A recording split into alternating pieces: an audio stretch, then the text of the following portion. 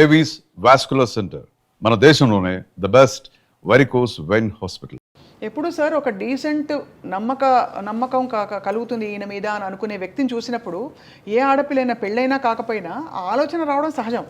ఎందుకంటే ఈయన నమ్మచ్చు అనే ఫీలింగ్ వస్తుంది, భరోసా ఉంది ఈయన వల్ల అని. సో అలా మీరు చాలా మంది మనసుపడి ఉంటారు.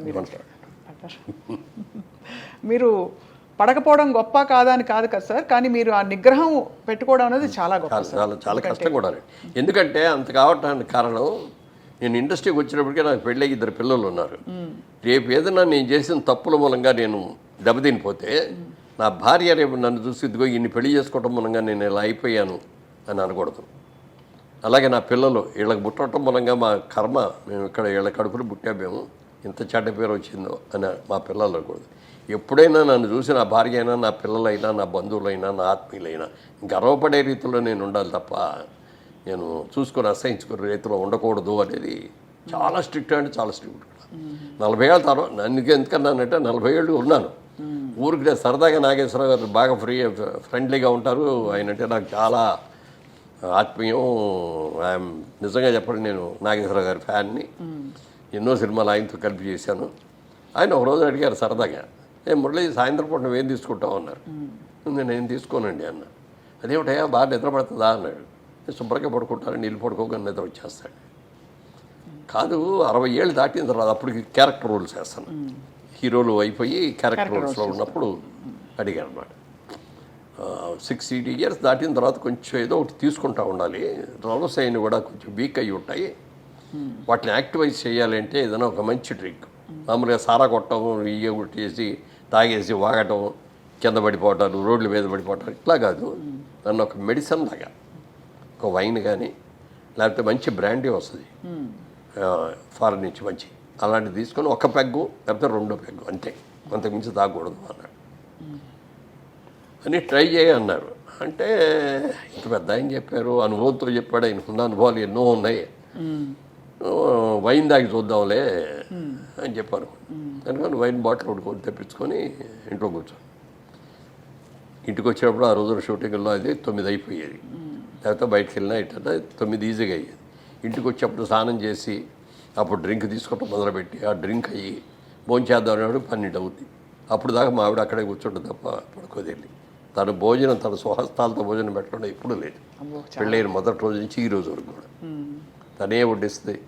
అన్నీ కూడా వేడివేడిగా. ఆ రోజులో మైక్రోవేవ్లో అట్లాంటివి ఏమి లేకపోయినా కూడా నేను వచ్చే టైం చూసుకొని అన్ని కూరలు అవన్నీ వండేసేసి ఒక అన్నం మాత్రం వేడిగా పెట్టేవారు. వేడిగా అప్పటికప్పుడు వండేసి నేను ఇంట్లోకి వచ్చే స్నానం చేసి వచ్చే లోపల రెడీ అయిపోయేది అనమాట.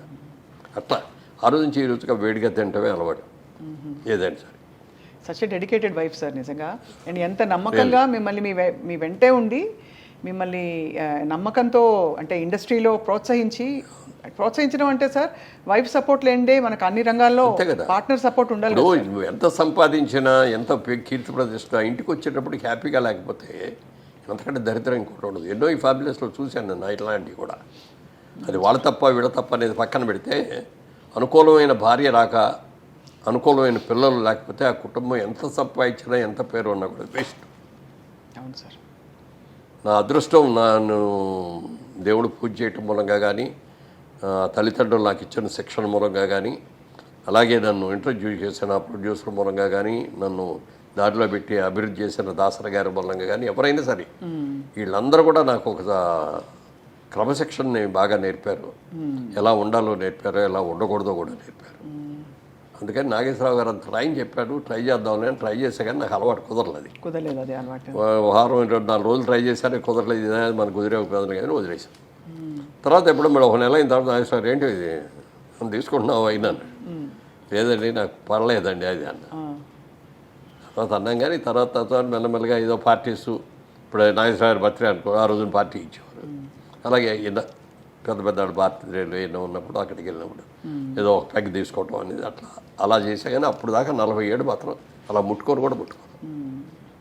చాలా చాలా పెద్ద విషయం, చాలా గొప్ప విషయం సార్. ఎందుకంటే మేము ఇండస్ట్రీ గురించి మామూలుగా వినేది ఇదే బేసిక్గా, దట్ ఆ వాతావరణం హాయిగా ఫ్రీగా ఉంటుంది కాబట్టి, రూల్స్ లేకుండా ప్రేమలో పడడం ఈజీ, ఎవరినైనా ఇష్టపడడం. అందులో మీ చుట్టూ ఉండేవాళ్ళు అందమైన హీరోయిన్లు అందరూ.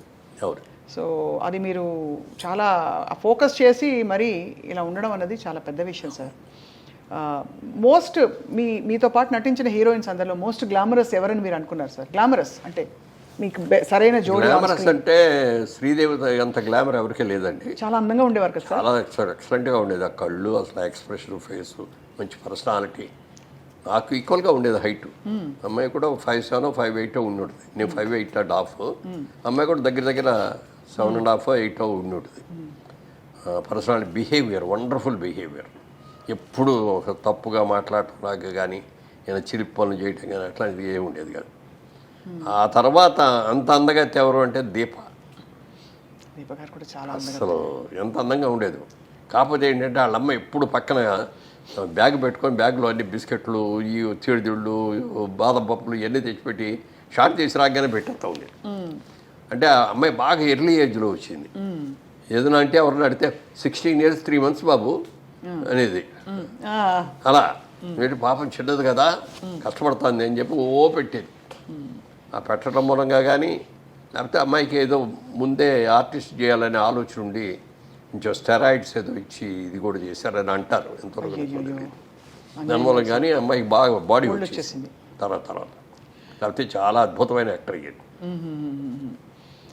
జయసుధ గారు ఇట్స్ ఏ ఫ్యామిలీ లేడీ. అదే అదే ఇక అందులో సినిమా యాక్టర్ లాగా ఉండదు. ఆవిడతో నటిస్తా అంటే రియల్ క్యారెక్టర్తో నటిస్తాం అనే ఫీలింగ్ వస్తుంది తప్ప సినిమా యాక్టర్ లాగా ఆవిడ నటించడం కూడా అలాగే చేస్తుంది. ఇప్పుడు మిగిలిన వాళ్ళు కొంతమంది చేసే దాంట్లో ఆర్టిఫిషియాలిటీ ఉంటుంది. అంతవరకే ఉండు, టచ్ అవ్వకూడదు, ముట్టుకోకూడదు అన్న లెవెల్లో ఉంటుంది. అవన్నీ ఉండేవి సార్ ఆంక్షలు? అంటే హీరోయిన్ చెప్పేవారా? అప్పుడు లేదు, అప్పటికి లేదు. కానీ నాగేశ్వరరావు గారు, వెంకటరామారావు ఎవరైనా చేసే రోజులు ఉండేవి. జమున గారు అయితే ఎప్పుడు చేతులు ఇక్కడి నుంచి కిందే తప్ప పైకి పుట్టుకొచ్చేవారు. ఇట్లా ఈ కూడా పట్టుకొచ్చేవారు. ఓహో, అంత అంత ఇదిగా ఉండేది. అది ఎన్ని లేకపోయినా కూడా ఎంతైనా కొంచెం దూరంగానే ఉండేవారు. ఇట్లా అప్పుడు ఈ ముద్దులు గిద్దులు ఈ గొడవలు ఏమీ లేవు కదా. అవునవునవును. ఎంతవరకు దగ్గర ఉన్నాలో అంతవరకే ఉండేవారు. ఆ క్లోజ్ చేస్తారు. ఈ అమ్మాయి వచ్చేటప్పటికంటే భార్య అంటే భార్యలాగానే ఉండేది. అంత ఇప్పుడు నేను చేసిన సినిమాల్లో కూడా హయ్యెస్ట్ సినిమాలు చేసింది ఆవిడతోటే. మా సినిమా ప్రొడక్షన్లో కూడా ఆవిడ చాలా సినిమాలు చేసింది. Very cooperative artist. అసలు మామూలుగా హీరోయిన్ లాగా గిద్దుకోటాలు ఉండవు. సింపుల్గా మేకప్ వేసుకొని వచ్చేస్తుంది. ఇది మధ్యతరగతి కుటుంబం క్యారెక్టర్ అంటే దానికి తగ్గట్టే హెయిర్ డ్రెస్ దానికి ఏముంటుంది. పెద్ద హెయిర్ డ్రెస్లు కూడా చేసుకునేది కాదు. మామూలు నేత చీరలు, పట్టు చీరలు లాంటివి ఇట్లాంటివి కట్టుకొని అట్లా న్యాచురల్ యాక్టర్ లాగా ఉండేది అనమాట. సో అలా మరి జయచిత్ర గారితో ఆ రూమర్ వచ్చిన తర్వాత మీరిద్దరూ మాట్లాడుకోవడం జరిగిందా సార్? అయ్యో ఇలా వచ్చేసింది, ఎలా క్లియర్ చేద్దామని? కోర్టుకు వెళ్ళినట్టున్నారు కదా మేడం? ఆవిడ మీరు వెళ్ళారు.